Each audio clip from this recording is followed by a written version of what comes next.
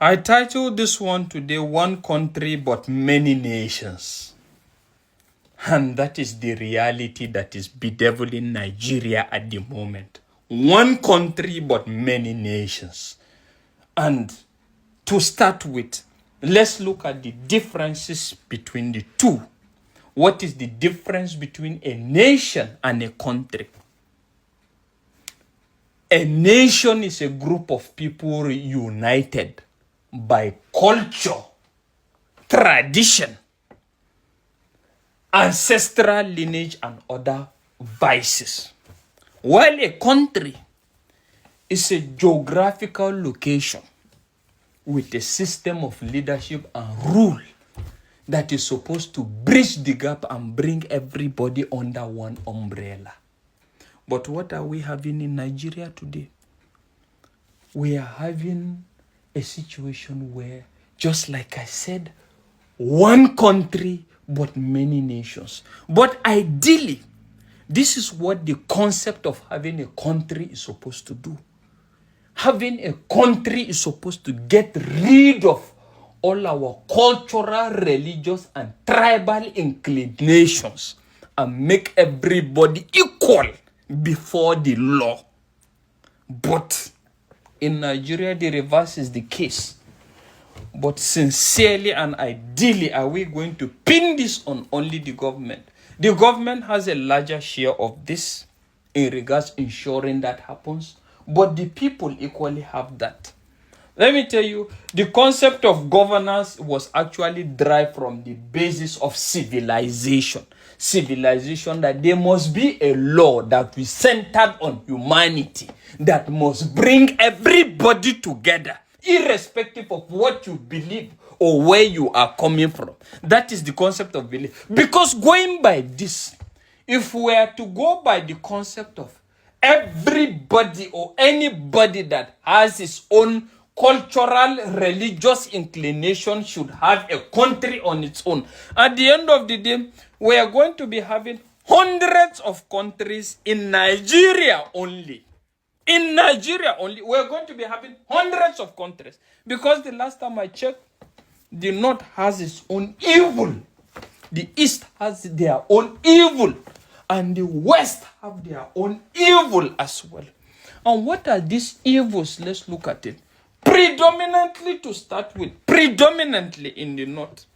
The evil we have in the North is not majorly even tribal or cultural differences, but majorly religious extremism differences that arise from this extremism ideology. Because the last time I checked, sincerely speaking, wherever you meet a northerner, they do less of asking you in regards where you come from or what is your tribe. Once you say you are a northerner, you are a northerner. But the dynamics now falls in when you have a situation where people begin to ask you, are you a Muslim or a Christian? And the last time I checked, Allah, this is what is finishing the North. Finishing the North.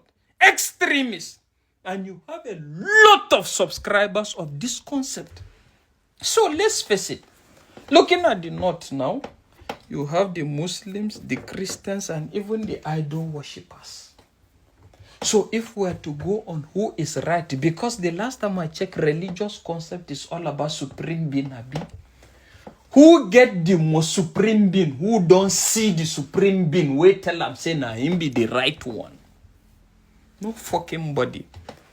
But any maga is actually thinking in his delusive mind that he has the best of supreme being. Some will call it Allah, some will call it God, some will call it whatever name you give it.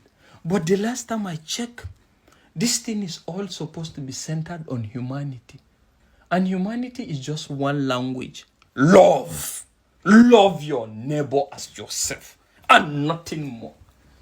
But when you have a country that doesn't address some of these vices, it now creates room for people to actually try to portray their own system of belief to be superior.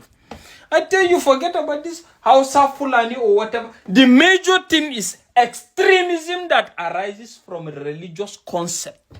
I haven't said this about the North. Let's go to the East. What do you find in the East? The East, in as much as people who want to believe is perfect, is actually not perfect. Everybody has his own devil. All right?